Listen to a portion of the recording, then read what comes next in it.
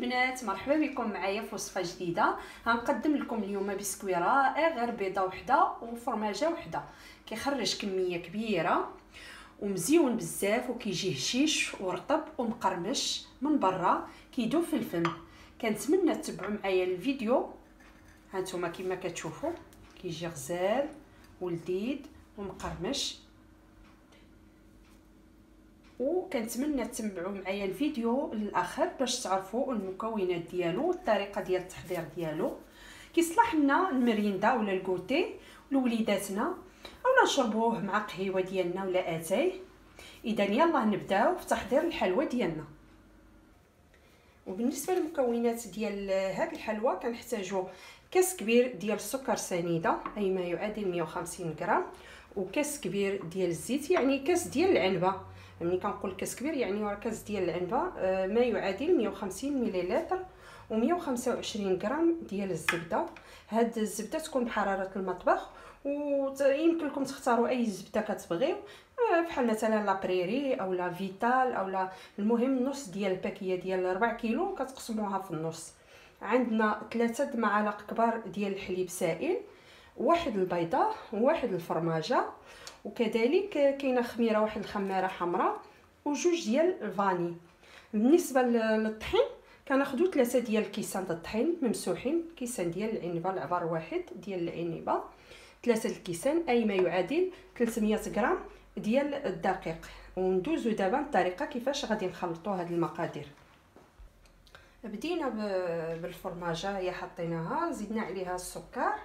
دابا غادي نحطوا ديك الزبده اللي قلنا، ها هي غادي نحطوها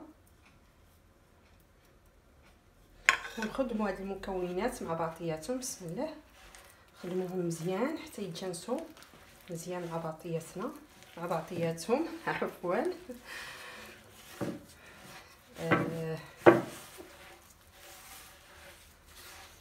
غادي نخلطوا. هانتوما اصلا الزبده بالحراره ديال المطبخ كتعاون حتى هي، كتسهل. نخدموا مزيان.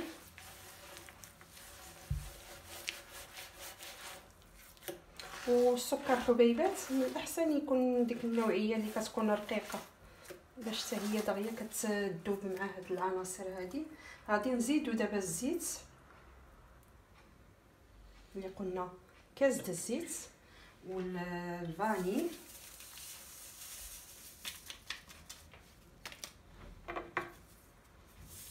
جوج باكيات اللي بغيتو تعملوا وحده، بغيتو زعما تعملوا جوج.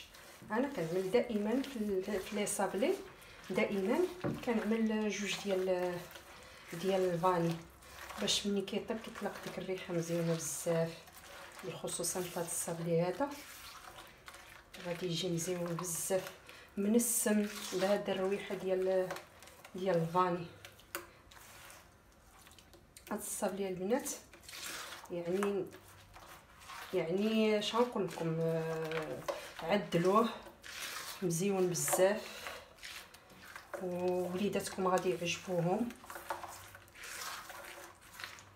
كيدوب في الفم، كيجي هشيش بزاف. هانتوما كما كتشوفوا حنايا ذوبنا هادشي هذا مع بعض، يعني خلطنا مزيان العناصر جلسات مع بعضياتها. دابا كنضيفوا ديك 3 المعالق ديال الحليب، 3 المعالق كبارين ديال الحليب السائل والبيضه اللي عندنا. غادي نكملوا بالتخليط حتى يتخلط هادشي هذا مزيان.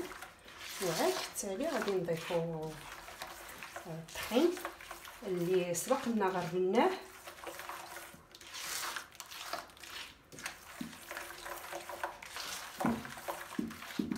صافي بحال هذا الشكل هذا كتولي بحال شي بوماد.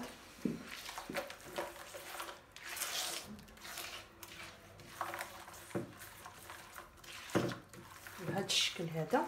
دابا غادي ندوزو باش نعبر قدامكم الطحين اللي قلت لكم، راه 3 الكيسان هي 300 غرام، باش تشوفوا القياس كيفاش غادي يجي. ودابا كما كتشوفوا انا عبرت معكم كاس، ها هو فين هو غادي نخويوه. قلنا الطحين من بعد ما غربلناه طبعا هاد الثاني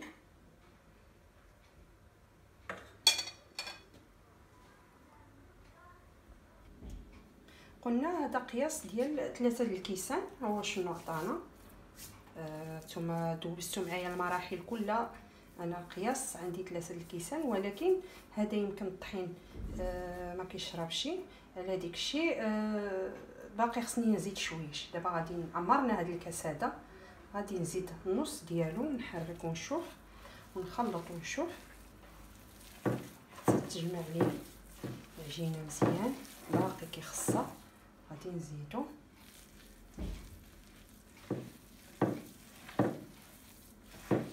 نتوما كيما كتشوفوا راه باقي كيخص الطحين.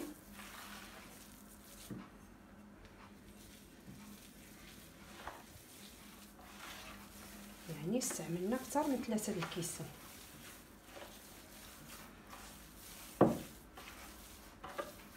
كما شفتوا معايا هي بدات كتجمع، ولكن باقي خفيفه العجينه شويه. غادي نزيدو ونشوفوا. زدنا الكاس الرابع. دابا هنايا نص كاس، ها هو فين هو نص كاس. غادي نزيدو بشويه بشويه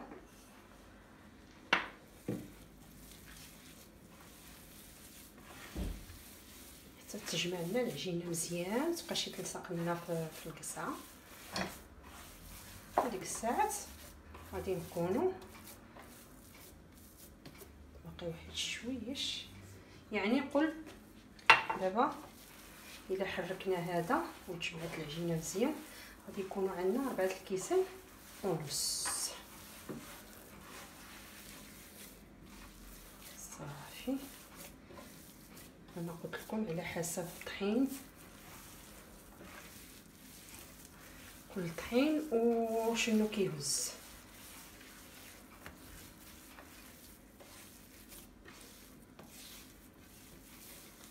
يعني انا راه كندوز معكم المراحل كلها باش ما عندكم لا في تلفوا ولا حتى شي حاجه. ها هي العجينه ديالنا تجمعات، ولكن مع ذلك كنحس بها باقي خصها، حيت هذه الا مشينا طلقناها غادي تقطع لنا مع الهزه. ملي غادي نجيو نهزوها غادي تبقى تقطع لنا. اذا غادي نزيد واحد شويش. ها هيدا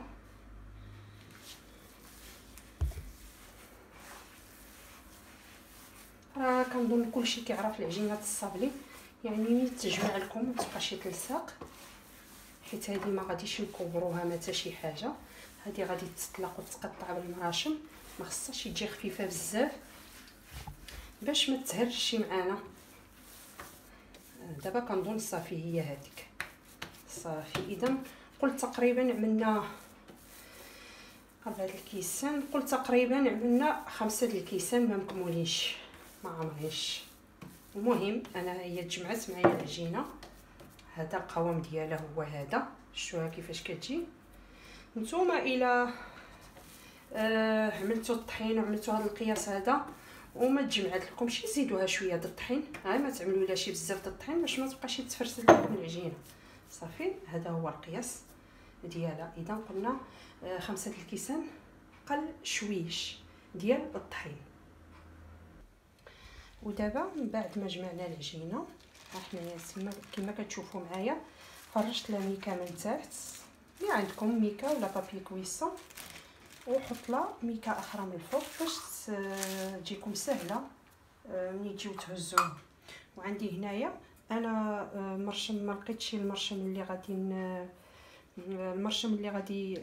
غادي هذا هو القياس اللي عندي انا كيعجبني. كتجي الحلوه مقاده، ما لقيتش مرشم قد هيدا.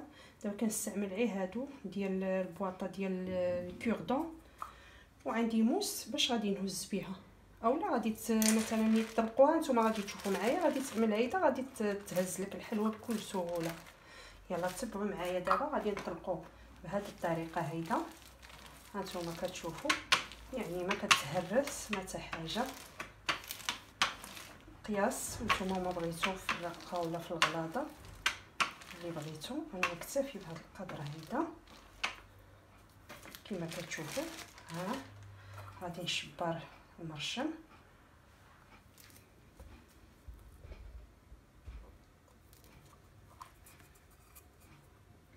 كنقطع هيدا دوائر.